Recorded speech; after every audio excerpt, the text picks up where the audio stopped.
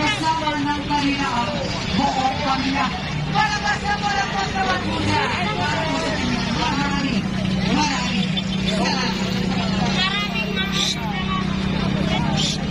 Nasagin nilang po mula dito sa Ramos Village. Makikita niyo rin po ang napakabat ng Christmas tree.